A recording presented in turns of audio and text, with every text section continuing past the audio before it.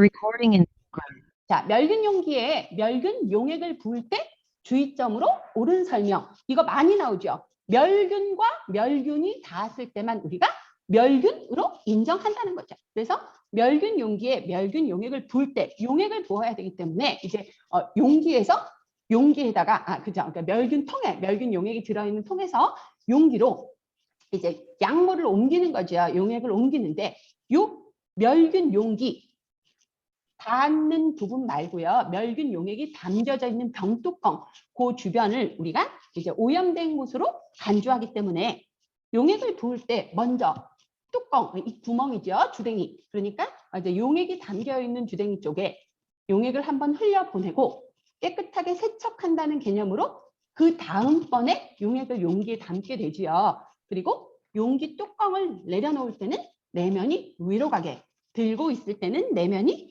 아래로 가게. 일단 멸균 용기에 멸균 용액을 부을 때 오염되지 않게 하기 위해서 처음에 멸균 용액이 담겨져 있는 그 주댕이, 그죠? 입구 쪽을 한번 세척하는 개념으로 용액을 먼저 따라 버리고 따라 버린 그 용액이 흘러간 그 부분으로 용기의 용액을 따르도록 하겠습니다. 그래서 이제 그렇게 따르는 거, 그리고 따르면서 용액이 든 병하고 멸균 용기와의 그 거리는 한 15에서 20cm 정도로 유지하도록 합니다. 그러니까 멸균 용액이 담긴 통은 오염된 것으로 간주가 되는 부분이라 멸균 용기가 있는 곳에서 20cm, 15에서 20cm 정도의 거리감이 유지되어야 이제 오염이 되지 않겠다라고 우리가 이제 예측을 하는 거죠. 그래서 멸균 용기가 담긴 통이 멸균 용기에서 한 20cm 정도 떨어지도록 이렇게 이제 위치를 선정하고 그 다음에 먼저 이제 용액의 주둥이 입구 쪽에 용액을 한번 흘려서 버리고 깨끗하게 세척한 다음에 그쪽으로 용액을 천천히 따르도록 하면 좋을 것 같아요. 그리고 이제 멸균 용기에 뚜껑이 있는 곳이라고 하면 뚜껑은 내면이 위로 가게 해야 내면에 멸균된 영역이 지켜질 것이고 만약에 들고 서 있는다 하면 내면이 아래로 가도록 잡아야 이제 멸균 영역이 지켜질 수 있겠다라고 생각하시면 좋을 것 같아요. 자, 40번의 문제는 멸균 용기에 멸균 용액을 붓는 우리 간호 실무 중에 가장 많이 나오는 구간을 물어보고 있는 내용이에요. 그래서 이 비슷한 내용의 문제들이 뒤에서도 많이 등장을 할 겁니다. 자, 간호시 혈액이 손에 묻었을 경우 손 씻기로 올바른다. 이 간호시 혈액이 묻었다는 거니까 이거는 본인 혈액이 아니고 환자의 혈액이죠.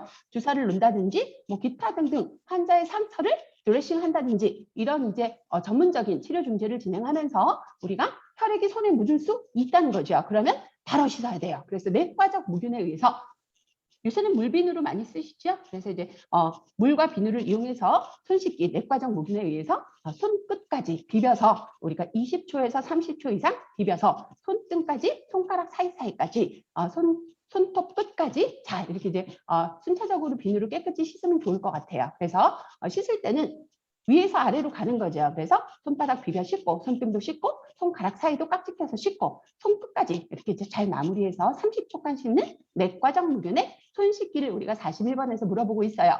41번에는 3번이죠. 옆에 내과적 무균에 의한 손 씻기 20초에서 30초 이상 비벼 닦기. 손끝이 아래로 가게 닦는다는 거 같이 기억해 주세요. 자, 다음 환자 중 방수포, 고무포지요. 침상 밑에 오염시키지 않기 위해서 칸은 레자로 되어 있는 그런 이제 이불처럼 생긴 얇은 포가 바로 방수포입니다. 갈색처럼 되어 있어서 갈색 레자로 되어 있어서 만약에 환자의 실금이라든지 아니면 상처 부위에 백이라든지 기타 등등 오염물질이 침상을 적실 수 있다고 생각이 된다면 방수포를 깔아서 이제 침상을 오염시키지 않게 하기 위한 처리를 하게 되는데요. 이 중에서는 실금한다든지 아니면 환자, 배출 관장, 그리고 관장을 준비하고 있는 환자라든지 아니면 욕창, 이제 상처 부위에 세척이 필요한, 드레싱이 필요한 이런 환자라든지 또는 수술 후에 본인 스스로 뭐 실금이라든지 기타 등등 수술 부위에서 흘러나오는 오염 물질을 관리하기 어렵다라고 생각하는 그 이제 마취가 풀리기 전에 이런 환자들은 우리가 반드시 방수포를 깔고 환자를 유치시킨다는 거죠. 그러다 보니 42번에 나와 있는 1번, 2번, 4번, 5번은 묶어서 반드시 방수포 필요한, 고무포 필요한 환자로 기억하시면 좋아요. 5번에 나와 있는 수술 후 침상 환자만 우리가 수술 이후에 의식이 없는 상태에서 구토 반응에 의해서 이제 우리가 위에 있던 물질들 또는 구강에 고여있던 물질들이 밖으로 배출될 수 있기 때문에 수술 후 환자만 두 장의 위아래 두 장의 풀로 패드를 다 덮는 매트리스 위를 다 덮는 두 장의 고무포가 필요하고요. 나머지 실금을 하거나 배출관장 준비 중인 환자거나 욕창 부위가 이제 복부나 등부에 있어서 이렇게 세척을 해야 되는 그런 필요성이 있는 환자들은 한 장만 방수포를 깔게 됩니다. 이 한 장만 방수포를 깔게 되면 방수포를 어디에다 까느냐, 그죠?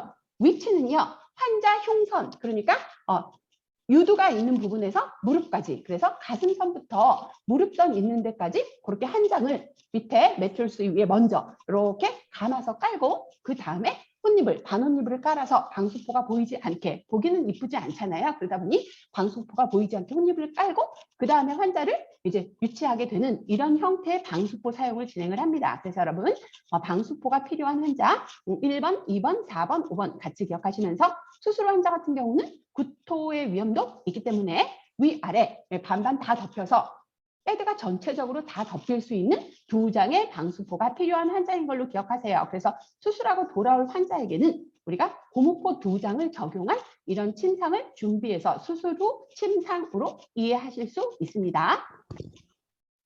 자, 43번. 앙화윗이 압박으로 인한 욕창이 잘 생긴 하늘을 보고 이렇게 똑바로 눕는 체이죠. 그래서 하고 하늘을 보고 똑바로 누웠을 때 압박이 될 수 있는 부를 우리가 해박적으로 한번 살펴봅시다. 그죠? 일단 후두골 쪽이죠.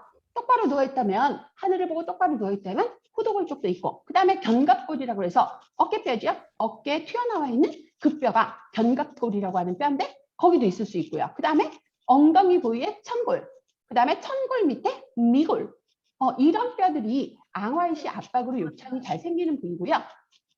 그리고 이제 그 외에 팔꿈치, 발꿈치도 너무 마른 경우에는, 아주 스키니한 경우에는, 또는 이제 오랫동안 누워 있으면서 압박이 된다라고 하면 팔꿈치, 발꿈치도 욕창이 잘 발생하는 부위입니다.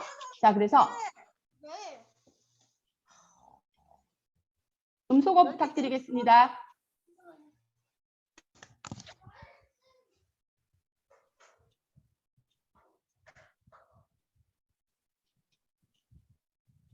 음소거 해주세요. 자, 그래서 앙화이시 압박으로 인한 욕창이 잘 생기는 부위는 후두골, 견갑골, 천골, 미골, 그 다음에 팔꿈치, 발꿈치 이렇게 똑바로 누웠을 때 피부가 얇고 압박이 될 수 있는 돌출 부위로 기억하시면 좋아요. 이쪽 부위는 그래서 우리가 환자 체위 변경을 한다든지 등 마사지를 한다든지 할 때 또는 배변 관리를 할 때 피부에 문제가 있는지 없는지 잘 살펴봐야 되는 대표적인 부위입니다. 발목을 삐었을 때 냉육법으로 얼음 주머니를 적용하고자 한다. 사용 방법으로 맞게 설정된 것을 물어보네요. 자, 발목을 삐었을 때 냉육법으로 얼음 주머니, 대표적으로 많이 쓰는 물리치료요법이죠. 그래서 우리가 차갑거나 뜨겁거나 기계적인 힘을 빌려서 통증을 완화시키고 부종을 완화시키기 위한 치료요법을 물리치료요법이라고 하는데, 일단 삐끗한 곳은 부종을 완화하기 위해서 얼음 주머니를 적용합니다. 얼음 주머니는 여러분 그때 잘 말씀하신 것처럼 얼음을 넣고 평평한 곳에 놔서 공기를 제거한 후에 물 한 컵 정도를 넣게 되면 얼음 사이의 공간이 물로 채워지면서 전체면이 차갑게 다 이렇게 이제 냉감을 적용할 수 있도록 만들어지게 됩니다. 그래서 이제 보통 얼음은 얼마나 넣느냐, 얘는 이제 부피가 있잖아요. 그러니까 얼음을 넣는 양은 전체 주머니 안에 2분의 1에서 3분의 1, 그러니까 너무 많이 넣게 되면 볼록 튀어나와서 접지면이 오히려 줄어들 수 있다는 거죠. 그래서 얼음은 2분의 1에서 3분의 1 정도 넣고 평평한 곳에 놓게 되면 공기가 위로 빠져가게 되죠. 주둥이 쪽으로 공기가 빠져나가게 되고, 거기다가 얼음 사이의 공기에 충분히 차가운 면이 적용될 수 있도록 물 한 컵 정도를 넣어주면, 그러면 얼음 주머니 사용하기에 딱 적합한 정도의 이제 얼음 주머니가 만들어집니다. 그렇게 해서 위를 딱 묶어서 거꾸로 흔들어서 물이 새지 않는지 확인하고, 그리고 이제 타올로 감싸서 피부에 직접 닿지 않게 적용을 해야 되고요. 이 적용하는 거 우리가 30분 했잖아요. 2, 30분. 따뜻한 물주머니도 마찬가지인데요. 보통 그렇게 2, 30분 정도 적용하고 1시간 정도 휴식을 취해야 그쪽 피부에 문제가 발생하지 않습니다. 그래서 이렇게 이제 원래는 2, 30분 정도 적용하고 1시간 정도 2배 이상의 시간 동안 피부의 순환 상태가 정상으로 돌아올 때까지 기다려줘야 되는데요.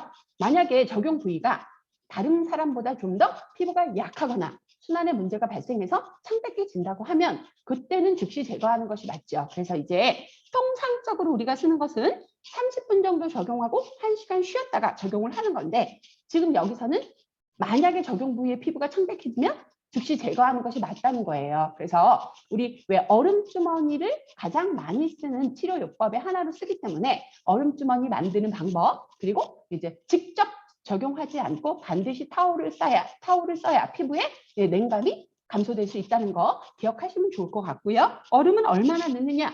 물 한 컵을 넣고 그 다음에 어느 정도 적용을 하느냐? 30분 적용하고 그 다음에 얼마나 쉬느냐? 1시간은 적어도 쉬어야 정상순환이 가능하다는 거. 요 이론적인 부분까지 여러분들이 44번 문제에서 좀 이해하고 가셔야 될 것 같아요. 그래서 다시 한번 말씀드리지만 얼음주머니 사용 방법 반드시 알고 계셔야 합니다. 그런데 여기서는 응급적으로 적용 부위가 창백해지면 즉시 제거하는 것도 맞다.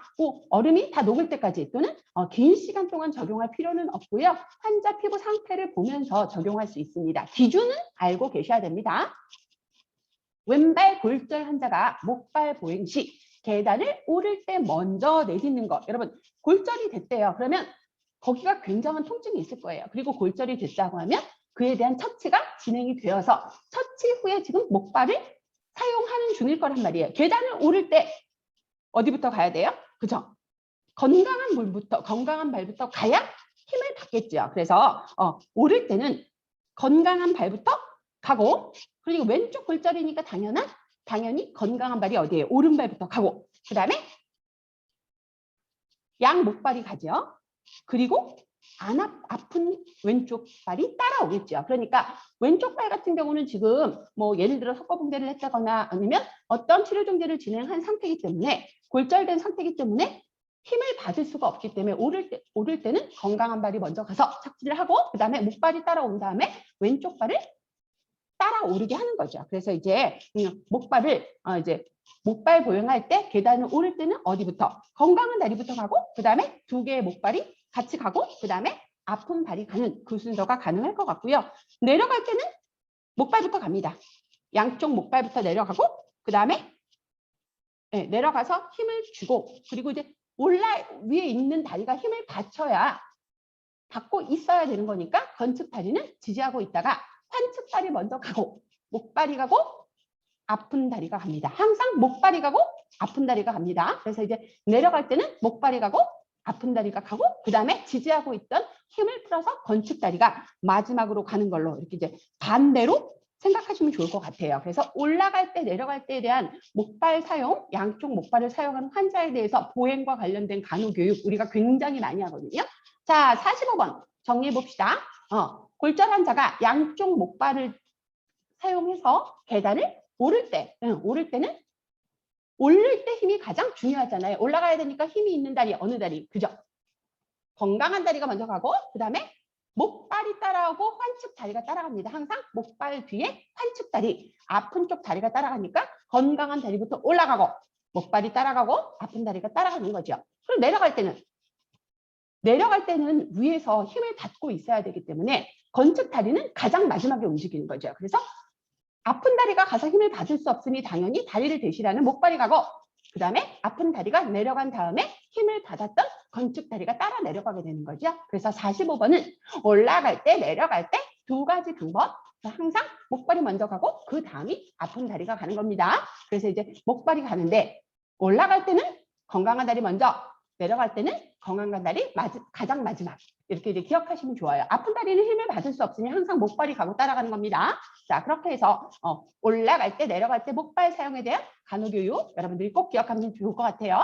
자, 구강 체온 측정을 하기 위해 병실을 방문했을 때 체온 측정이 가능한 환자 누구냐? 10분 전에 음식을 섭취하면 10분이 지났기 때문에 바로 구강 체온 측정이 가능합니다. 이해되시죠? 그래서 이제 바로 체온 측정이 가능한 사람은 10분 음식을 저작했거나 껌을 씹었거나 담배를 피고 나서는 10분의 시간이 지나고 나면 정상적인 체온 측정이 가능하다는 거죠. 그래서 구강 체온을 측정할 때 음식을 먹었거나 껌을 씹거나 흡연한 이후에는 몇 분? 그죠? 물어보면 되죠. 10분 후에 측정하면 좋을 것 같고요. 차갑거나 뜨거운 것을 먹으면 30분 후에 측정하면 좋습니다. 그래서 아이스크림을 먹거나, 그다음에 얼음물을 먹거나, 뜨거운 차를 마셨거나, 뭐 뜨거운 물로 목욕을 했거나, 차가운 물로 목욕을 했거나 이런 사람들 같은 경우는 피부 체온을 측정할 때도 30분이 필요하고, 구강 체온 같은 경우는 먹었을 때 뜨겁거나 차가운 이 온도감이 크게 차이가 나면 30분 있다가 체온 측정을 다시 합니다. 그래서 구강 체온에 있어서는 차갑거나 뜨거운 것을 적용해서 구강 섭취를 했을 경우에 30분이 필요하고, 음식을 먹거나 껌을 씹거나 담배를 피는 단순 구강 작용을 한 이후에는 10분 후에 구강 체온 측정이 가능하다는 거 기억하시면 좋아요. 그리고 이제 오한이 있는 환자는 구강 체온 측정이 안 되는 거죠. 나이가 너무 어린 5세 이하의 어린이, 얘들 구강 측정 5분 정도 해야 되는데 이게 협조가 되기 어렵죠. 그래서 5세 이하의 어린이도 안 되고, 뭐 호흡곤란이거나 무의식이거나 산소를 공급받고 있거나 해서 구강 체온 측정이 어려운 대상자도 금기 환자로 같이 기억하시면 좋아요. 여기서 나와 있는 46번의 3번이 대표적으로 구강 체온 측정을 못하는 거죠. 오한이 있는데 어떻게 그걸 물고 있겠어요, 5분 정도. 그래서 그건 안 되고, 5세 이하의 아동이 안 된다는 거, 이건 협조가 안 되는 거죠. 애들이 그걸 물고 있을 수 있을 만한 이제 학습 능력이라든지 수행 능력이 안 되는 거죠. 그래서 5세 이하의 어린이들에게 안 합니다. 네, 그 다음에 이제 정신질환이 있거나 이거 협조가 안 되는 거죠.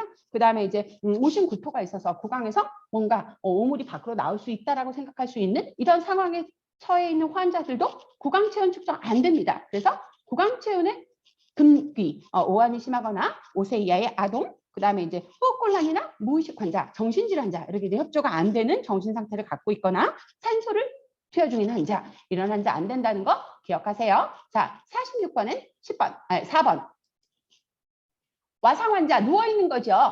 그냥 똑바로 누워있는 환자의 청골 부위. 아까 청골 부위가 빨갛게 되어 있는 경우에 우리가 뭘 의심할 수 있는 상황으로 앞에 문제에서 이해하셨어요. 그죠? 이제 욕창이 발생할 수 있는 상황으로 보시는 거죠. 1단계 욕창, 빨갛게 부어 있는 거예요. 그래서 빨갛게 되면 1단계, 초기 단계의 욕창이 진행된 것이라 이때는 2시간마다 체위 변경을 해줍니다. 그리고 이제 압력 완화 도구 있어요. 양모라든지 에어 매트리스라든지 그쪽으로 압력을 받지 않도록 압력 완화 도구를 적용합니다. 압력 완화 도구. 에어 매트리스를 쓰는 경우도 있고요. 그 다음에 양모를 적용하는 경우도 있거든요. 그래서 이제 이렇게 1단계 욕창에서는 우리가 발적이라고 하는 피부 상태를 많이 확인하게 되고, 오랫동안 와상 상태로 누워있는 환자들에게 나타나는 전형적인 피부 손상 단계입니다. 그래서 이때는 2시간마다 체위 변경을 해주면서 필요하다고 하면 의사에 의해서 투명한 드레싱을 적용하기도 합니다. 그래서 이제 필요하다고 하면 의사가 와서 투명 드레싱을 적용하기도 하고, 체위 변경 2시간마다는 반드시 진행해야 되는 간호 내용으로 이해하시면 좋을 것 같아요. 마사지하면 안 되죠. 욕창 부위에 문제가 있다고 하면 그쪽 부위를 자극을 해가지고 그쪽에 있는 지저분한 물질들이 혈관을 타고 다른 쪽으로 퍼지면 안 되는 거죠. 네. 무의식 환자의 개인위생을 위하여 침상 목욕을 하고자 한다. 침상 목욕은 침대에서 진행하는 목욕을 우리가 침상 목욕이라고 하죠. 침상 목욕 시 알아야 되는 내용으로 옳은 것을 물어봤으니까, 일단 물의 온도를 보시면, 여러분 침상에서 하는 물의 온도는요, 통목욕보다 좀 따뜻해야 됩니다. 왜? 물을 조금 갖고 떠가지고 가서 침상 목욕을 하기 때문에 빨리 식잖아요. 그러다 보니 40도로 가는 통목욕 온도보다 한 10% 정도 높은 온도, 약 44도에서 이쪽 저쪽에 해당하는 물 온도를 씁니다. 그렇게 외우시면 좋아요. 그래서 이제 뭐 43도, 46도 이렇게 이제 범위가 정해져 있는데, 뭐 그렇게 복잡하게 외우지 않으셔도 우리가 40도라고 하는 것이 적당한 통목욕의 온도라고 생각을 할 때, 물의 양이 작기 때문에 빨리 식을 수 있다는 것을 감안해서 침상 목욕을 할 때 물 온도는 우리가 10% 정도 높은 물의 온도로 적용합니다. 그래서 43도에서 46도라고 하는 범위가 있고, 44도에서 1, 2도 정도 이쪽 저쪽 가감 범위를 생각하시면 좋을 것 같고요. 그 다음에 이제 목욕물의 온도는 그러하고, 그 다음에 팔다리를 원위에서 근위로, 그러니까 먼 쪽에서 가까운 쪽, 심장으로 가까운 쪽으로 쓸어 내리는 것으로 목욕을 시킵니다. 이유는 뭐냐면요, 손가락 쪽에서 애과 쪽으로 이렇게 팔을 쓸어 내리면서 목욕을 시키면 심장으로 가는 정맥순환에 귀환을 돕습니다. 그러니까 마사지 효과, 순환 촉진의 효과가 있다는 거예요. 침상 목욕의 목적이 바로 그거거든요. 순환 촉진의 효과를 통해서 빨리빨리 순환이 촉진돼서 노폐물이 빨리빨리 배설이 되고 깨끗한 혈액이 전신으로 운반되는 속도를 빠르게 하기 위함이라서 그걸 목적으로 하는 것이 바로 침상 목욕이에요. 보건, 위생, 청결보다는 혈액순환 촉진을 위한 것이 침상 목욕이라고 생각을 하신다면 손가락 쪽에서 애과 쪽, 그러니까 이제 애과 쪽, 겨드랑이 쪽으로 이렇게 팔을 밀면서 목욕을 시킨다는 거죠. 그래서 이제 이렇게 원위, 먼 쪽에서 근위, 가까운 쪽으로 우리가 이제 목욕을 진행을 하면 좋을 것 같아요. 그래서 2번은 틀렸죠. 말초에서 몸의 중심 쪽으로 이렇게 이제 닦아줘야 정맥 순환의 귀환을 촉진시키는 목욕이 되겠다. 그리고 이제 눈은요. 안이 깨끗하고 바깥이 더럽다라고 우리가 이해를 한다면 안에서 밖으로 깨끗한 곳에서 더러운 곳으로 닦아주는 것이 이제 목욕하는 이 방법으로 맞다는 것이요. 우리가 드레싱의 원칙에서도 상처 부위를 깨끗하게 이제 소독하는 원칙에서도 깨끗한 곳에서 조금 더러운 곳으로 드레싱 방향 부위, 꺼즈를 적용하는 부위를 적용하는 것처럼 눈은 안쪽이 더 소중하고 바깥쪽이 조금 더 바깥쪽에 해당이 되기 때문에 해부학적으로 안에서 밖으로 우리가 이제 눈은 내안각, 내안각은 눈곱이 끼는 그 눈 안쪽을 말하고요. 외안각은 바깥쪽, 눈꼬리 쪽을 얘기하거든요. 그래서 이제 눈은 내안각에서 외안각으로 닦아준다. 이런 표현도 같이 씁니다. 그 다음에 환자가 원하면 언제든지 하는 건 아니죠. 의사의 처방이 있어야죠. 환자에게 필요하다고 생각이 든다면 의사의 처방을 받아서 목욕은 침상 목욕이든지 통 목욕이든지 진행하는 겁니다. 그 다음에 회음부를 닦고는 등을 닦는 게 아니라 이 침상 목욕의 순서는 다음과 같습니다. 일단 얼굴을 닦습니다. 본인이 할 수 있으면 본인한테 하라고 해도 좋습니다. 얼굴 닦고 얼굴 중에 누구부터 닦느냐? 그죠? 오염물질에 가장 민감한 떠 있는 곳, 열려 있는 곳 바로 어디예요? 그죠? 눈부터 닦는 거예요. 그래서 세수를 할 때 눈부터 닦는데 눈은 내안각 안쪽에서 눈꼬리 쪽, 외안각 바깥쪽을 향해서 닦게 되고요. 그 다음에 얼굴 다 바른데 이제 볼하고 이제 코 밑에랑 인중이랑 이렇게 해서 다 닦고 그리고 이제 그 다음에 얼굴 바로 밑에 누구 있어요? 목 있잖아요. 그래서 얼굴 닦고 목 닦고 그다음에 팔 닦고 가슴 닦고 팔부터 닦는 건 뭐냐면 이제 너무 가슴부터 먼저 닦기 때문에 체온이 떨어질 수 있잖아요. 그러니까 팔은 정맥순환 촉진을 위해서 우리가 손가락 끝쪽에서 안쪽, 중심 쪽으로 이렇게 이제 거꾸로 되는 우리 때리는 방향의 반대 방향으로 생각하시면 좋아요. 네, 닦아주고 그 다음에 팔하고 이제 팔이 끝났으니까 팔 쪽에 있는 가슴을 닦고 그 다음에 가슴 아래 복부를 닦고 이렇게 닦으면서 전부 닦은 부위는 타월로 덮어서 체온을 뺏기지 않도록 감기 걸리지 않도록 환자 체온에 신경을 써야 되시는 거예요. 그래서 이제 가슴 닦고 그 다음에 가슴 아래 복부 닦고 그 다음에 복부에 달려있는 다리 닦고 그 다음에 가장 마지막에 등을 닦은 뒤에 그 다음에 환자가 좀 수치심을 느낄 수 있는 회음부를 마지막에 닦습니다. 그래서 가장 마지막은 회음부라는 거 기억하시면 좋고 회음부 전에 등을 닦는 거죠. 그래서 순서를 보게 되면 일단 눈을 닦고 얼굴을 닦을 때 눈을 먼저 닦고 그다음 얼굴 닦고 목 닦고 가슴 닦고 복부 닦고 그죠? 그냥 연결되어 있는 순서대로 닦으시면 좋아요. 가슴 닦고 복부 닦고 그 다음에 팔을 닦는데 팔을 닦는 방향이 중요하다는 거죠. 어디서 어디로? 그죠? 말초에서 중심으로 정맥순환의 촉진을 위해서 순환 촉진을 위한 것이 침상 목욕의 목적이기 때문에 그렇게 닦고 그 다음에 팔 다 닦고 어디 닦아요? 그죠? 가슴 닦고 복부 닦고 다리 그제 복부 아래쪽에 다리 닦고 이 다리 닦고 그 다음에 등을 닦고 회음부는 가장 마지막에 닦는다. 환자가 할 수 있다면 환자 스스로 할 수 있도록 또 도와도 나쁘지 않다는 거죠. 그래서 여러분들 이제 이렇게 침상 목욕의 순서 기억하시면 좋아요. 얼굴부터 목부터 그 다음에 팔 닦고 가슴 닦고 복부 닦고 다리 닦고 등 닦고 마지막에 회음부를 닦는다라고 하는 순서까지 같이 기억해 주세요. 자, 다음 중 혈압을 측정하는 목적으로 타당하는 것. 그죠? 순환기계의 순환을 확인하기 위한 것이 혈압 측정이 가장 기본이 되는 이유죠. 그래서 여기서 얘기하는 혈압 측정의 목적은 순환기계, 심장이 잘 뛰어서 수축을 해서 우리가 카디악 아웃풋이라고 얘기하거든요. 수축력을 일으켜서 적당한 혈액을 적당한 시간에 대동맥을 통해서 말초에 보내고 있는지 이 순환기계의 순환을 확인하기 위함이 혈압 측정의 목표입니다. 목적입니다. 온냉요법은 생리적 변화를 초래하기 때문에 목적에 따라 적절한 방법을 선택해야 되겠죠. 그래서 아까 냉요법 발을 삐었던 환자 얼음 주머니 요법도 한번 앞에 문제에서 확인하셨어요. 그래서 이제 이 적절한 방법이 필요한데 다음 중 연료법을 적용할 수 없는 경우를 물어보네요. 50번의 연료법 금기 환자 한번 생각해 볼까요? 원인 모를 복통, 지난번에도 문제에서 똑같이 한번 말씀드렸죠. 원인 모를 복통이 있으면 복강 안에 염증이 있다라고 하는 신호가 될 수도 있기 때문에 거기는 온요법을 절대 적용할 수 없죠. 혹시라도 생길 수 있는 복막염, 폐혈증을 의심할 수 있기 때문에 우리가 원인 모를 복통에는 온요법을 적용하지 않고요. 그 다음에 대표적으로 충수돌기염이라고 확인이 된 상태. 그래서 엑스레이 찍었을 때 맹장 옆에 있는 돌기 끝에 염증 소견이 확실하다고 하면 이거 수술해야 되기 때문에 온요법, 연료법 적용해서 그쪽에 충수돌기가 터져서 복막 안에 균을 파급시키면 안 된다는 거죠. 그래서 충수돌기염 안 되고요.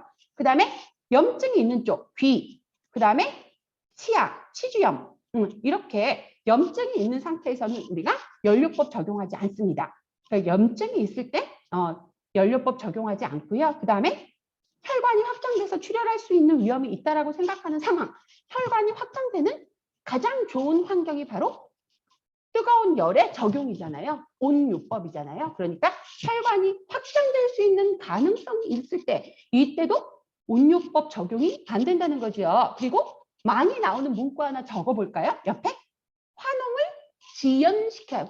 환웅은 아직 백혈구가 세균의 찌꺼기를 잡아먹고 그 싸움을 끝내기 전이에요. 그러니까 환웅이 더 진행돼야 된다라고 한다면 거기를 연료법 적용하지 않아야 된다는 거예요. 환웅을 지연시켜야 될 경우 이 환웅이라는 것은 백혈구가 혈관을 타고 들어와서 균이 있는 신체 부위에 가서 이제 그 균을 잡아먹고 이제 장렬하게 전사한 그 형태, 그 이제 찌꺼기, 잔해들이 바로 농이라고 하는 찌꺼기 물질들인데요. 이 환웅이 아직 다 끝나지 않아서 고름이 더 만들어져야 되고 백혈구에 활발한 식균작용이 더 필요하다고 판단이 되어진다면 얘가 더 진행이 돼야 된다고 판단되어진다면 여기는 연료법은 적용하지 않아야 된다는 거죠. 그래서 환웅을 지연해야 될 경우 그 다음에 개방성인 상처가 있거나 순환장애가 있거나 의식장애가 있거나 감각장애가 있어서 신장의 문제, 의식의 문제, 감각의 문제로 이 연료법에 대해서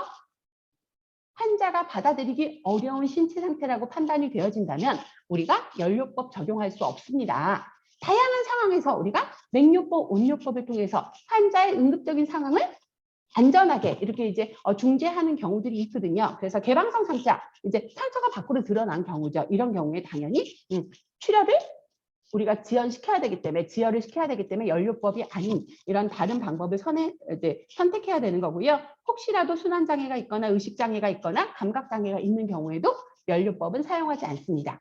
그래서 연료법을 적용할 수 없는 이런 다양한 경우를 50번 문제를 통해서 여러분들이 한번 찾아보시거나 오늘 처음 들었어요. 이러면 개방성 상처 옆에 환웅지연이라고 써주세요. 환웅지연. 그래서 환웅을 지연해야 될 경우에 이제 연료법을 적용하지 않습니다. 만약에 환웅을 촉진하기 위해서 이게 배농이라고 하죠. 농이 빨리 지연이 되게 하기 위해서는 우리가 연료법을 적용한다는 거죠. 그래서 요 4번의 문제는 연료법을 적용하는 이런 사례가 된다는 거 기억하시면 좋고 생리통이 있거나 저체온증이 있을 때도 우리가 연료법을 적용해서 이제 온감을 적용하게 되지요. 그래서 연료법 적용의 금기 상태 여러분 꼭 확인하시길 바랍니다. 원인 모를 복통 이거 되게 중요한 문구고요. 충수돌기염 똑같이 중요하게 받아들여야 될 연료법 금기 대상자의 선택적인 사항입니다. 좌욕에 대한 설명으로 옳은 것. 좌욕 어떻게 하는 욕이에요? 그죠? 침대에서 하면 침상 목욕. 앉아서 하는 욕은 좌욕. 그죠? 나가서 하는 욕은 일광욕. 그죠? 우리 욕 좀 합니다. 간호하면서 환자의 상태를 우리가 개선시키기 위해서 욕 좀 하는데 이때 하는 욕 중에 앉아 하는 욕을 바로 우리가 좌욕이라고 하죠. 그래서 이제 sit bed이라고 얘기하는데 이 좌욕이라고 하는 것은 필요한 상황이 발생할 때 더운 물을 식혀서 앉아서 한 30분 정도, 30분 정도, 15분에서 30분 정도니까 30분 이상 하면 안 되고요. 30분 정도 따뜻한 물에 온감을 통해서 이렇게 환자의 환부를 치료하기 위한 이런 이제 목욕요법이 바로 좌욕입니다. 그래서 여기서 말하는 좌욕에 관한 설명으로 옳은 것은 15분에서 30분 이하로 이렇게 진행을 하면 좋습니다. 너무 오래 하게 되면 혈압이 떨어지기 때문에 환자에게 어지럼증을 유발할 수도 있습니다. 그래서 좌욕은 2, 30분 정도 진행한다라고 기억하시면 좋고요. 물의 온도는 40에서 45도니까 뭐 통목욕 온도하고 또는 그거보다 조금 높은 침상 목욕 온도하고 다 적용이 되는 정도의 물의 온도입니다. 그래서 40에서 여긴 43도라고 되어 있고요. 어떤 문헌에서는 45도까지로 가능한 물의 온도로 이해하실 수 있습니다. 그리고 이제 프라이버시를 위해서 스크린을 쳐주긴 하지만 혼자 있게 되면 어지러움증을 경험하고 환자가 실신하는 경우들도 있기 때문에 이제 환자를 혼자 두지는 않습니다. 그래서 좌욕을 할 때는 간호인들이 곁에 서서 또는 보호자가 곁에 서서 환자의 상태를 꾸준히 관찰할 수 있도록 지원이 돼야 됩니다. 그래서 혼자 있지 않도록 합니다. 그리고 이제 물은 2분의 1 정도 담가야 좌욕을 했을 때 물이 넘치지 않겠죠. 그래서 2분의 1 정도 담는 것이 바람직하다. 그리고 이제 많이 하는 좌욕의 적응증은 뭐가 있느냐? 폐음부 수술하는 거죠. 정상 분만할 때 우리가 폐음 보호술이라고 해서 우리가 회음부를 미리 절개해서 폐하가 빨리 빠져나올 수 있도록 환경을 제공을 해주지요. 그래서 이제 이걸 회음 보호술이라고 하는데 폐음 열상을 예방하기 위한 이런 이제 수술 중재로 우리가 이제 분만의 단계에서 분만 2기에서 적용하는 이런 이제 수술 요법입니다. 그래서 회음 절개 수술을 하지요. 그래서 이제 회음 절개한 환자에게 가장 많이 적용하는 이 대표적인 목욕이 좌욕이라는 거. 그래서 회음 절개 환자에게 적용하는 적응증에 해당이 되죠. 그래서 회음 절개 또는 출산으로 인해서 이제 회음부에 상처가 있거나 이런 환자들이 있어요. 그래서 회음 절개를 하기는 했는데 중간에 아기가 막 밀려 나오면서 열상이 질 안쪽에서 좀 발생을 했거나 이런 경우에 환자들에게도 부종, 통증 완화, 염증 예방을 위해서 우리가 좌욕이라고 하는 목욕요법을 많이 시도합니다. 52번 다음 중 목적에 맞는 체위. 이 체위에 대해서도 굉장히 많이 나오죠. 체위도 꼭 알고 가셔야 되는 내용 중에 하나인데요. 기본 간호 내용 중에 이 체위에 대한 목적. 일단 복부 진찰을 할 때는요. 복압이 높지 않도록 그리고 복부 안에 있는 장기가 잘 만져져서 이렇게 이제 진단을 할 때 유용하도록 체위를 취해줘야 되니까 배횡와위라고 하는 체위 있어요. 배횡와위. 똑바로 누운 상태에서 무릎을 구부리는 거죠. 우리가 이제 여성들에게 경우에는 돈요가는 삽입할 때 또는 회음부에 드레싱을 할 때 뭐 이렇게 많이 취하는 체위인데요. 배횡와이라고 해서 똑바로 누운 상태에서 무릎을 구부린 체위. 얘가 복부 진찰에 적합한 체위입니다. 그다음에 관장을 할 때는 옆으로 누인 상태에서 위쪽 신체가 앞으로 좀 쏟아지게 몸을 누운 상태에서 옆으로 이렇게 쏟아지게 S자 모양으로 이렇게 조금 만드는 체위인데요. 엉덩이 뒤로 있고 가슴이 앞에 나와 있도록 이렇게 해주는 체위인데 이 체위를 바로 심스라고 하는 의사에 의해서 고안이 되었다. 그래서 심스 체위라고 합니다. 심스 체위. 그래서 관장할 때 또는 직장 체온 측정할 때 또는 대장 내시경 할 때 이런 심스 체위를 많이 씁니다. 심스 체위. 그다음에 호흡 곤란하면 이거 이제 체위 중에 여우 주연상이죠. 호흡 곤란하면 누구예요? 그죠?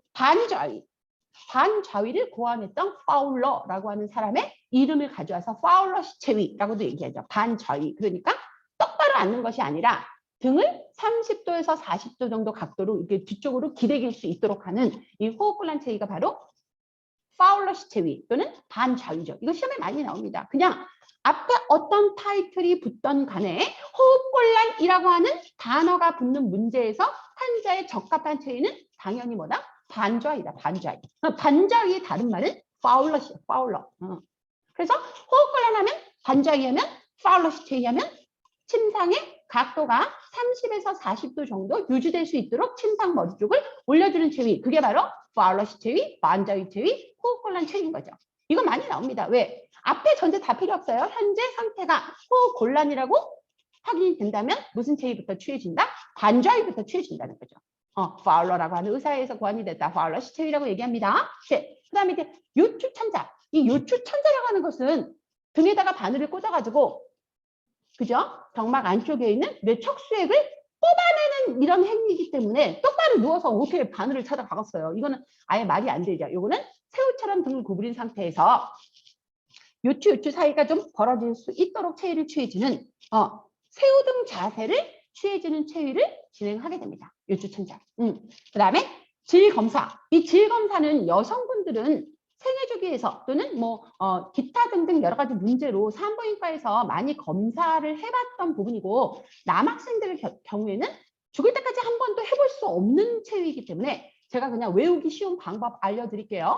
구두로 설명을 하기 때문에 한번 들으시는 걸로 그냥 이해하시면 좋습니다. 우리가 질은 내부 생식기에 해당이 되기 때문에 바깥에서 검사하기 좀 뭐랄까 애매한 곳에 형성이 되어 있는 내부 생식기입니다. 그러다 보니 우리가 이제 산부인과에 가서 여성분들의 경우에는 질 안쪽에는 자궁 경부라든지 또는 질 점막의 상태, 기타 등등의 검사를 필요로 한다면 우리가 이 체위를 설정하게 되는데 이 체위는 어떻게 설정이 되냐면 산부인과에 가서 팬티를 벗고 그다음에 고무줄 치마, 땡땡이 치마를 하나 주면 그 치마를 입고 반토막짜리 침대에 이렇게 계단을 올라가가지고 절석 앉습니다. 어떻게 앉아요? 절석. 절석.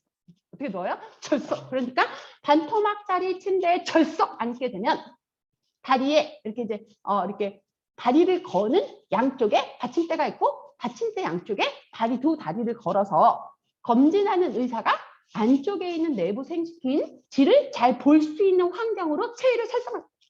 근데 거기에 이렇게 앉은 다음에 이렇게 앉아서 엉덩이를 걸치고 다리를 이렇게 이제 절석 걸어야 되거든요. 그래서 절석이 이게 맞는 건 아니고요. 이 절석이라는 건 사실은 돌을 깨다 이런 뜻이잖아요. 옛날에 우리가 이제 그 결석이 생겼을 때 이 결석을 깰 때 이런 체위를 취했다. 그래서 절석이 세석이 이렇게 이제 쇠석위 이렇게 이제 표현을 했는데 사실은 산부인과에서 가장 많은 내부 생식기 검사 또는 분만 체위로 알려져 있는 게 바로 절석 앉아요. 이게 제대로 눕기가 좀 어렵지요. 반토막짜리 침대고 그다음에 엉덩이를 이렇게 아래로 계속 내리라고 하면서 다리가 양쪽에 이렇게 걸려 있기 때문에 이게 조금 이렇게 체위 취하기가 좀 부끄럽고 민망하고 어렵습니다. 절석 앉기 때문에 무슨 체위? 절석이라고 기억하시면 좋을 것 같아요. 자, 환자 상태에 따라서 시기는 달라지는데 유동식이라고 얘기하는 거. 유동식은 뭐예요? 그죠? 맑은 물의 상태로 제공되는 식기입니다. 맑은 물의 상태. 그러니까 맑은 국물. 맑은 국물. 그 다음에 또 어떤 거 있어요? 차, 음료, 우유 이런 게 바로 맑은 유동식이죠. 그러면 유동식 전 단계의 전 유동식은 또 뭐냐? 얘는 미음이나 녹직한 주스, 그 다음에 아이스크림 같은 거 물보다는 조금 되직한 상태로 제공되는 게 전 유동식입니다. 전 유동식. 그 다음에 부드러운 상태로 씹기 힘든 상태, 삼키기 힘든 상태보다 부드럽게 제공되는 게 우리가 아는 연식이죠. 연식. 소프트 다이어트라고 하는 연식. 계란 반숙 같은 거, 이렇게 계란찜 같은 거, 연두부 같은 거 이런 게 다 연식이잖아요. 흰쌀밥 이런 것들은 보통식이죠. 제너럴 다이어트라고. 그래서 여러분들이 이제 유동식은 물처럼 흐르는 상태로 제공되는 맑은 액체 상태의 식사다. 이거는 유동식이라고 하는 이 식사는 거의 당분과 물만 제공이 되기 때문에 갈증 정도를 해소하고 수분 공급을 목적으로 주는 거지 이걸로 영양소 공급이 충분하다라고 말하기는 좀 어려워요. 그러니까 단기간 환자가 제대로 음식을 섭취할 수 없을 때 이렇게 단기간 수분이나 당분 같은 것을 공급하기 위해서 우리가 이제 단기간 주는 식사 상태가 맑은 유동식 또는 소화기계 기능이 좀 떨어졌을 때 또는 수술 후에 소화기계 기능이 완벽하게 회복되기 전 단계에 무리가 가지 않도록 처음 제공되는 대표적인 식사가 바로 유동식이죠. 그래서 맑은 국물이나 또는 우유나 차나 음료 이런 것들이 바로 유동식입니다. 단 유동식은 뭐예요? 그죠? 미음이나 아이스크림이나 이런 것들, 이런 것들 기억하시면 좋아요. 그래서 53번에서는 2번이네요. 위관 영양시 잔여량 측정했더니 흡인했더니 잔류시기가 얼마나 된대요? 그죠? 200cc. 우리가 앞쪽에서 제가 모의고사 특강할 때 한 번 말씀을 드렸잖아요. 이 위관 영양을 하기 전에 사전적으로 먼저 확인해야 될 게 뭐다?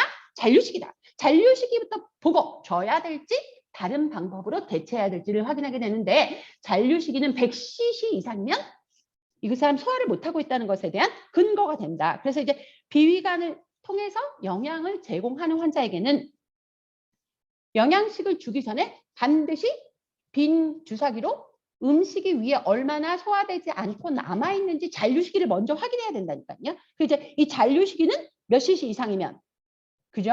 100cc 이상이면 지금 소화가 되지 않고 있다라고 하니까 이제 잔류시기 200cc 이상이면 일단 그 시기가 소화될 때까지 시간이 필요하니까 걔는 다시 주입을 해줍니다. 왜 주입을 하냐? 그 안에 위액이라든지 미네랄 이런 것들이 섞여 있잖아요. 위장 안에서. 그러니까 그거는 환자한테 필요한 물질이라고 우리가 인정하는 겁니다. 아직 소화가 되지 않았기 때문에 더 이상 위관 영양으로 영향을 줄 수 없지만 얘는 환자에게 소화되는 속도에 맞추어서 필요한 영양 물질로 인정을 하고 다시 주입을 합니다. 그리고 간호사를 통해서 주치의에게 보고가 돼야 되겠죠. 그래서 잔류 시기는 몇 cc 이상이 더 이상 주입이 어려운 상태로 확인한다. 100cc. 옆에 빨간색으로 100cc 써주세요. 이거 많이 나오잖아요. 왜? 우리가 만나고 있는 다수의 환자들이 위관을 통해서 영양분을 제공받고 있는 이런 환자들이 많이 계시다는 뜻이죠. 거동이 불편한 여자 환자의 회음 간호 방법에 속한 것은 이제 노인병원에 있거나 요양원에 계시거나 또는 오랫동안 이제 와상 환자로 이렇게 이제 병원에서 치료를 받고 의식이 없는 환자 이런 분들은 회음 쪽에 굉장히 많이 짓무르고 이렇게 욕창이 발생하는 경우들이 많습니다. 그래서 이런 분들이 욕창이 많이 발생하는 대표적인 이제 아래쪽 부분이 회음 쪽이기 때문에 남성분들도 마찬가지예요. 그래서 이제 회음 간호 되게 중요하거든요. 그래서 회음 간호할 때 우리가 예를 들어 뭐 세척을 하거나 지금 할 때 닦는 방향은 어디서 어디로, 그죠? 깨끗한 곳에서 더러운 곳 어디 쪽에서 요도에서 항문 쪽으로 닦아서 깨끗하게 이제 세척을 한다, 이렇게 이해하시면 좋아요. 그래서 회음 쪽은 기저귀를 가릴 때도 잘 살펴봐야 되고 욕창이 호발되는 부위이기도 하기 때문에 잘 봐야 되고, 또 만약에 배뇨관을 꼽아놓고 있는 상태라고 하면 이제 배뇨관 쪽으로 상행 감염이 없는지, 그쪽에 지저분한 균들이 닿지 않는지도 수시로 살펴야 되는 부분이라 여성 환자, 남성 환자 둘 다 회음 간호 방법이 굉장히 중요합니다. 기저귀 차고 있는 환자들은 기저귀로 인해서 그쪽이 짓무르거나 감염되는 경우들이 많이 있거든요. 그래서 그거는 닦을 때 방향을 요도에서 항문으로, 깨끗한 쪽에서 더러운 곳의 방향으로 닦는다라는 거 여러분이 알고 계시는지 물어보는 문제입니다. 무의식 환자의 비위관 영양 방법, 절차에 대해서 잘 설명하고 있는 것. 무의식 환자가 영양을 제공받고 소화기계의 기능을 유지하기 위한 가장 적절한 방법이 비위관을 통한 인공 영양이죠. 그래서 이제 이런 영양을 제공받는 환자들이 너무 많다 보니까 병원에 가게 되면 대부분의 환자들이 자발적으로 음식을 뜯고 씹고 맛보고 삼키고 하기 어려우시다 보니 비위관 영양에 대해서 여러 방면에서 많이 물어보고 있는 겁니다. 자, 그래서 이 무의식 환자의 비위관 영양을 할 때 아까 사전적으로 남아있는 잔여식이 몇 cc 이상이면 안 된다 그랬어요. 몇 cc 이상이면. 그렇지, 100cc 이상이면 안 된다 그랬잖아. 그러면 뽑았던 거 100cc 이상이라고 하는 잔여시기를 확인했다면 다시 어떻게 하고? 넣어주고, 만약에 뽑아봤는데 잔여시기가 별로 나오지 않아서 소화를 잘하고 있다라고 평가가 된다면 우리가 이제 음식물을 줄 때 어떻게 해야 되느냐? 네. 우리가 밥 먹을 때 가장 안정적인 자세가 중력의 힘을 받아서 정상적으로 소화기계가 연동운동을 할 수 있는 좌위추이죠. 그래서 환자는 비위관을 제공하기 전에 좌위나 반좌위로 앉혀놓으면 좋지요. 그런 상태로 이제 영양분을 공급을 하고요. 공급 후에 이게 흡인이 되거나 잘못하면 역류되게 되면 우리가 이제 기도로 넘어갈 수 있죠. 무의식이라고 했잖아요. 환자가 이게 역류되고 기도로 넘어가는 걸 알지 못하기 때문에 이런 상태라고 하면 흡인을 예방하고 소화를 촉진하기 위해서 먹고 나서 우리가 한 30분 앉아 있는 상태로 체위를 취해주게 되면 음식물 소화가 잘 될 수 있다는 거죠. 그래서 공급할 때도 반좌위로 앉혀놓고 공급 후에도 30분 정도 반좌위로 앉혀놓으면 역류도 예방하고 흡인도 예방하고 그리고 소화도 잘 될 수 있는 좋은 적절한 체위가 가능하겠다. 그래서 비위관 영양할 때 바람직한 체위는 그죠? 영양을 제공할 때도 측이, 그리고 영양분을 공급한 후에 몇 분, 30분 정도는 앉혀놓는 것이 흡인을 예방하고 소화를 촉진할 수 있는 좋은 체위가 되겠다라고 이제 기억하시면 좋고요.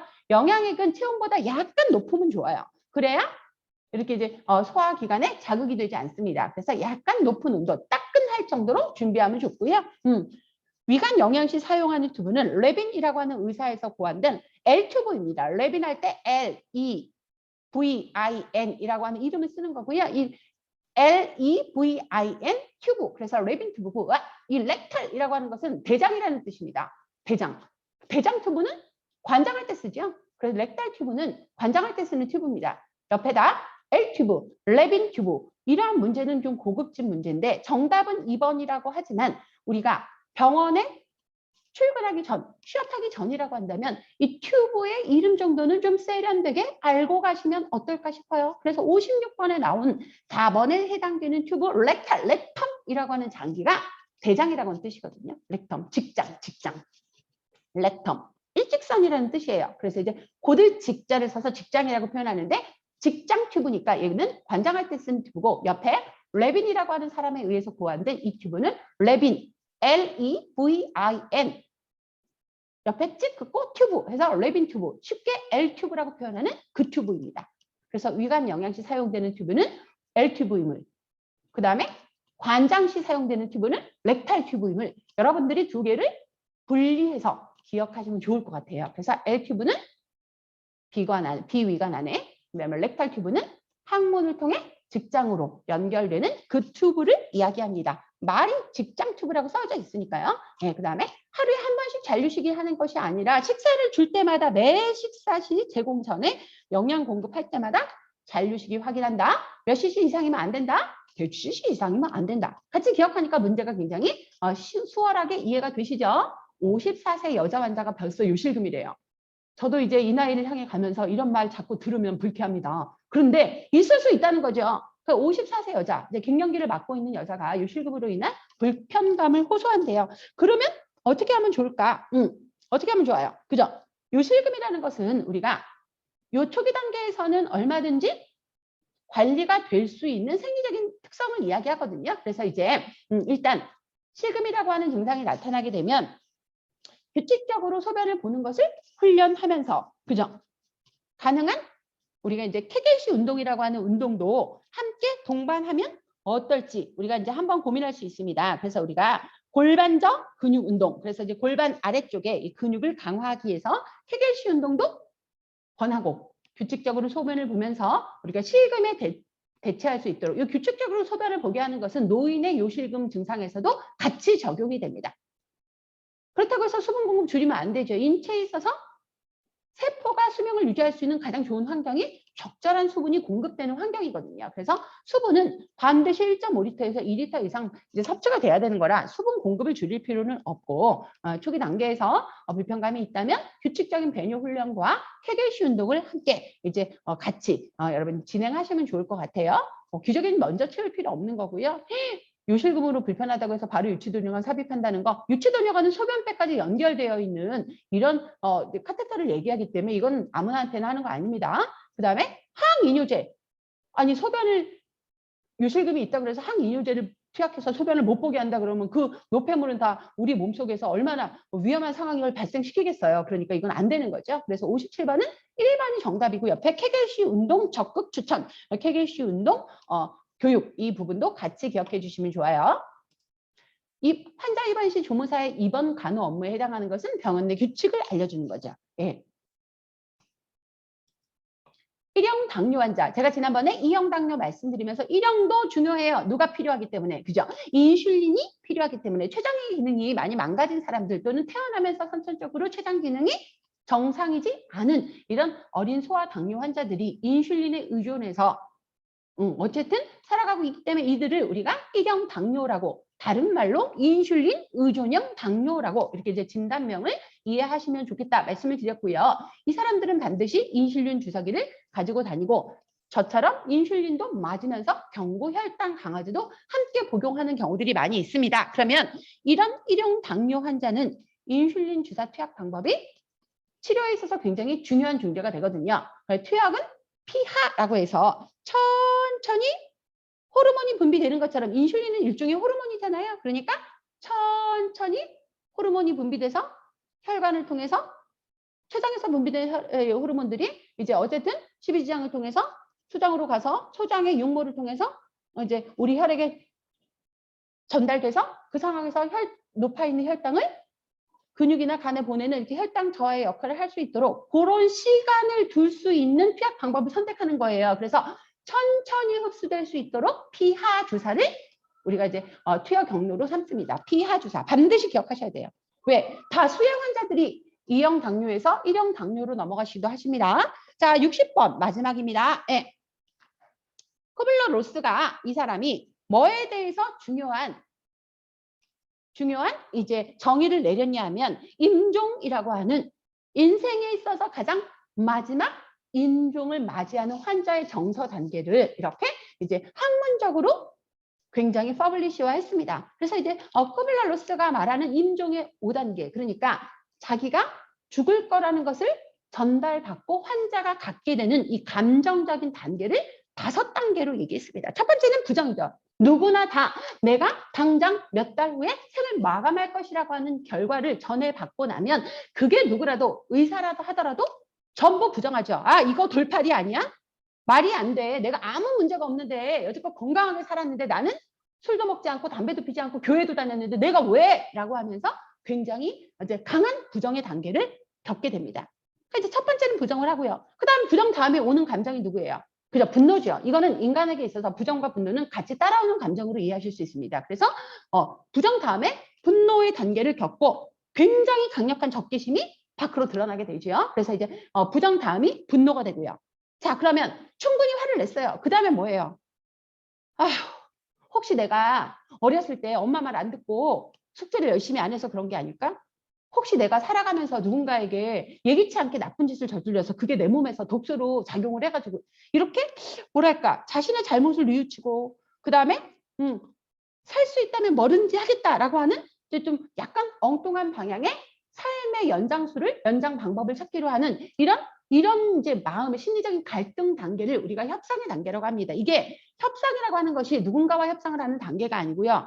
자기 자신의 잘못된 오류를 찾아내고 그것을 뭐랄까 이렇게 이제 그 오류에 대한 자기 자신의 오점에 대해서 이렇게 뭐랄까 이렇게 좀 반성할 수 있는 이러한 어떤 정서적인 단계가 또 진행이 되고 하면서 이렇게 이제 좀 안타깝긴 한데요. 자기 자신을 뉘우치고 뭐 기도를 하거나 뭐 어딘가에 가서 심신수련을 하거나 하면서 이렇게 자기네 감정을 이렇게 이제 뭐랄까 중재를 하는 단계가 바로 협상의 단계입니다. 그러면서 반하는 어떤 삶에 대한 의지도 떠오르지요. 그래서 이제 살 수만 있다면 무슨 일을 하겠다. 어떤 이상한 종교에도 들어갈 수 있고 뭐 이상한 말도 안 되는 대체의학요법을 막 자기가 따라가기도 하고 이래갖고 이제 이런 단계에서 굉장히 엉뚱한 사건들이 많이 발생을 하죠. 그래서 부정과 분노 다음에 이 협상 단계에 굉장히 많은 혼란이 거듭이 됩니다. 그 다음에 이렇게 하고 저렇게 하고 기도를 다니고 다 했는데도 안 돼. 나아지지 않아. 점점 심각해진다면 이때는 급격한 우울이 시작이 되죠. 그리고 이제 우울이라고 하는 단계에서 자기 삶에 있어서 중요한 영향을 미친 사람들을 만나고 싶어하는 이런 단계도 진행이 됩니다. 그리고 마지막이 수용이죠. 그래서 부정과 분노, 그 다음에 협상과 우울과 수용의 단계, 이 5단계를 차례대로 물어보거나 가장 먼저 이제 이루어지고 있는 감정을 물어보기도 합니다. 또는 각각 단계에서 나타나는 정서의 반응을 여러분에게 물어보기도 하는데 이거는 이제 노인간호학에서 한번 설명이 됐던 내용이에요. 그래서 여러분들이 60번까지 정리하시고 다음 시간에 마지막 61번부터 100번까지 문제풀이를 진행하도록 하겠습니다. 고생하셨습니다.